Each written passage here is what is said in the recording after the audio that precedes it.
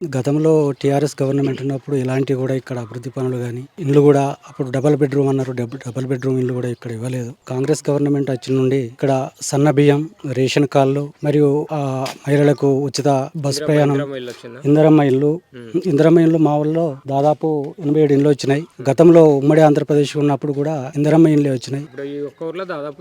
87 వచ్చినాయి. సన్న మంత్రిని మన శ్రీధర్ బాబు సార్తోనే మరి రేవంత్ రెడ్డి వాళ్ళ యొక్క చొరవతో ఇక్కడ మోడల్ గ్రామంగా తీసుకోవడం జరిగింది.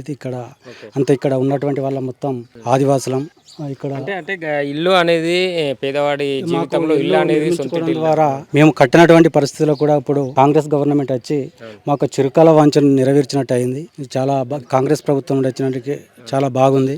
కేసీఆర్ ఉన్నప్పుడు డబుల్ బెడ్రూమ్ వచ్చినట్టు ఇక్కడ అంటే మాటలకి చెప్పడం జరిగింది. వాళ్ళు ఒక్క బెడ్రూమ్ కూడా డబల్ బెడ్రూమ్ కూడా ఇవ్వలేదు. అంటే నామక వ్యవస్థ ఏదో అని చెప్పింది కానీ పేరుకు చెప్పింది కానీ ఇక్కడ మాత్రం ఒక్క ఇల్లు కూడా డబల్ బెడ్రూమ్ ఇవ్వలేదు. కాంగ్రెస్ ప్రభుత్వమే వచ్చిన నుండి ఇక్కడ కొన్ని పథకాలు అనేటువంటి చేరడం అనేటువంటి జరిగింది. ఎట్లా అనిపిస్తుంది? తేడా ఏమన్నా అనిపిస్తుందా? కేసీఆర్ ప్రభుత్వానికి ఇప్పుడు కాంగ్రెస్ కూడా అధికారంలోకి వచ్చి దాదాపు 2 సంవత్సరాలకు వస్తుంది.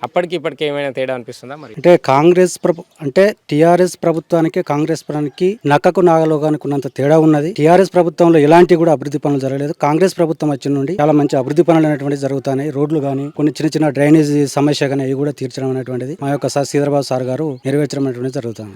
ఎట్లా చూస్తారు మరి ప్రభుత్వం గురించి ఏం చెప్తారు? ప్రజాపాలన, ప్రజాప్రభుత్వం అంటున్నారు. అంటే రేవంత్ రెడ్డి గారే దాదాపు 10-15 సంవత్సరాలు మేమే అధికారంలో ఉంటామని అంటారు. మరి ఉండే అవకాశం ఉందా? ఖచ్చితంగా ఉండేటువంటి అవకాశాలు ఉంటాయి. ఇలాంటి అభివృద్ధి పనులు చేయడం ద్వారా ప్రజల్లో కూడా ఆత్మవిశ్వాసం అనేటువంటిది పెరగడం జరుగుతుంది. దీని ద్వారా ఇంకా 10-20 సంవత్సరాలు ప్రజాపాలన అనేటువంటిది ఖచ్చితంగా ఉంటుంది అన్నటువంటిది మా యొక్క 6 గ్యారెంటీల్లో కొన్ని ఖచ్చితంగా గమనవుతున్నాయి. ఆర్థికంగా మన రాష్ట్రం వెనుకబడి ఉన్నది కాబట్టి క్రమక్రమంగా దాన్ని అభివృద్ధి చేసుకుంటూ రాష్ట్ర ప్రభుత్వం పోవడం అనేటువంటిది జరుగుతుంది. అక్కడక్కడ వ్యతిరేకలు అయితే వస్తున్నాయి కదా, యూరియా విషయం కానివ్వండి, లేకుంటే 6 గ్యారెంటీలు చేయట్లేదు, 2 సంవత్సరాల వ్యతిరేకత వచ్చిందని బీఆర్ఎస్ పార్టీ, బీజేపీ పార్టీ వాళ్ళు మాట్లాడతారు. మరి ఏం చెప్తారు? బీజేపీ, టీఆర్ఎస్ పార్టీ వాళ్ళకు కేంద్రం నుంచి యూరియా అనేటువంటిది రావాలి. అంటే ఇప్పుడు గ్రామీణ ప్రాంతాల్లో కొంతమంది తెలియదు చిన్న లోటు ఏదో ఒక కాంగ్రెస్ గవర్నమెంట్ ఇస్తలేదు అన్నట్టు అది కాదు. కేంద్ర ప్రభుత్వం అనేటువంటి దాని ప్రభుత్వం మీద ఏదో బదనాం చేయాలనే ఆరోపణలు చేయడం అంటే టీఆర్ఎస్, బీజేపీ పార్టీ ఆరోపణలు చేయడం అది మంచి పద్ధతి కాదు. ఎక్కడి నుంచి మనకు రావాలి? బీజేపీ కేంద్రం నుంచి వచ్చినట్టయితే రాష్ట్ర ప్రభుత్వం కూడా మనకు ఇక్కడ యూరియా బస్తాలు గానీ సరుకులు కూడా అందించడానికి అది ముందంజలో ఉంటారు. ఎట్లా అనిపిస్తుంది మరి? ఒకప్పుడు ఇందిరమ్మ ఇండ్లు అని చెప్పి ఒకప్పుడు కాంగ్రెస్ అధికారంలో ఉన్నప్పుడు వచ్చినాయి, మళ్ళీ ఇప్పుడు వస్తున్నాయి. ఎట్లా చాలా బాగుంటాయి. అప్పుడు ఆనాడు ఉమ్మడి ఆంధ్రప్రదేశ్ ఉన్నప్పుడు ఇందిరమ్మ ఇండ్లు ఇచ్చిండ్రు. మళ్ళీ తెలంగాణ రాష్ట్రం ఏర్పడ్డ తర్వాత గత 10 సంవత్సరాలు కూడా ఒక్క ఇల్లు కూడా ఇవ్వలేదు. మళ్ళీ కాంగ్రెస్ గవర్నమెంట్ వచ్చిన తర్వాతనే ఒక ఇందిరమ్మ ఇండ్లు ఇచ్చడం అనేటువంటిది జరుగుతుంది. మాకు చాలా సంతోషంగా ఉన్నది.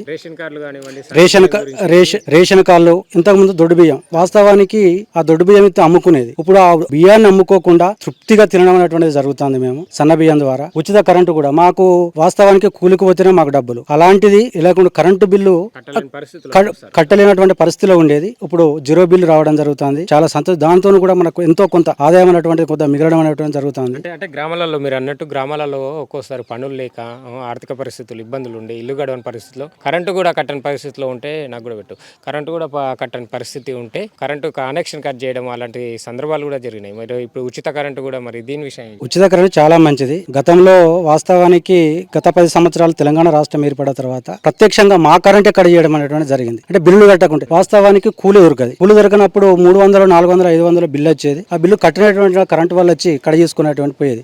ఇప్పుడు ఈ రోజులో మాత్రం అది లేదు. రుణమాఫీ అనేటువంటిది అప్పుడు చేసిండ్రు. రుణమాఫీ ఎవరికి చేసిండ్రు?